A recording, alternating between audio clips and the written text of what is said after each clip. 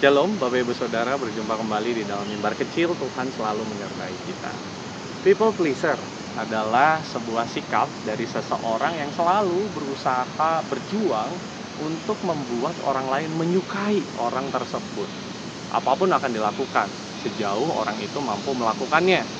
Biasanya karakter yang menonjol kuat dari seorang people pleaser adalah enggan untuk berkata tidak atas permintaan orang lain.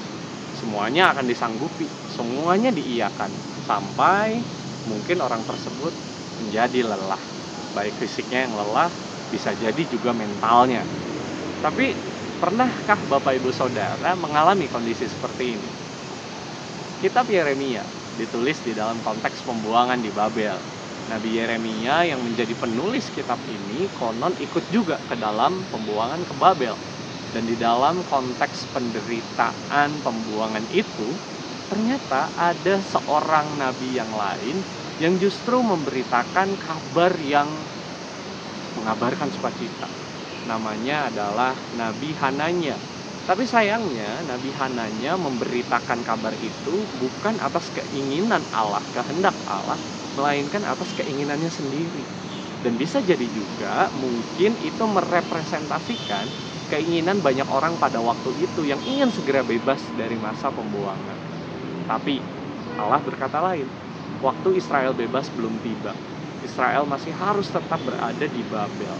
Yeremia 28 ayat 9 mengatakan, tetapi mengenai seorang nabi yang bernubuat tentang damai sejahtera, jika nubuat nabi itu digenapi, maka barulah ketahuan bahwa nabi itu benar-benar diutus oleh Tuhan. Bapak Ibu Saudara, sebagai seorang nabi Allah, Yeremia tahu benar tugasnya untuk menyampaikan suara Allah sepahit apapun itu. Ia konsisten mengatakan apa kehendak Allah dan bukan kehendak manusia. Meskipun semua orang lain di zamannya ingin mendengarkan apa yang baik jika berada di dalam kondisi menderita. Sama seperti kita juga, bukan? Ketika kita menderita, ketika kita ingin bebas, pasti kita ingin sesuatu yang baik. Tapi Bapak Ibu Saudara, kadang jebakan menjadi seorang people pleaser itu besar sekali, bukan?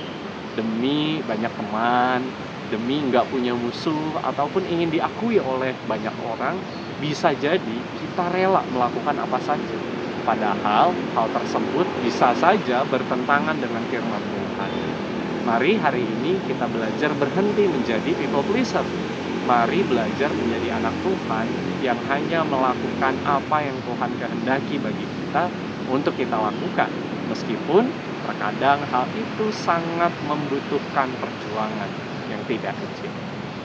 Bukankah Kristus meneladankan kita sekalian umatnya di dalam pergumulannya di Taman Getsemani? Jangan kehendakku Bapa, biarlah kehendakmu yang jadi. Biarlah masa-masa memasuki pekan suci ini dapat kita maknai dengan berkomitmen untuk melakukan kehendak Bapa dan bukan hanya memuaskan hati banyak orang. Amin. Tuhan memberkati. Mari kita berdoa. Bapa di dalam surga, terkadang kami sibuk untuk memuaskan hati banyak orang dan karenanya kami merasa lelah baik secara fisik maupun jiwa kami.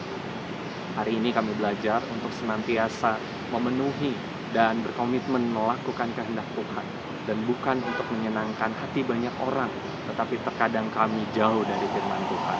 Kiranya Roh Kudus memimpin dan menolong kami sekalian melakukannya.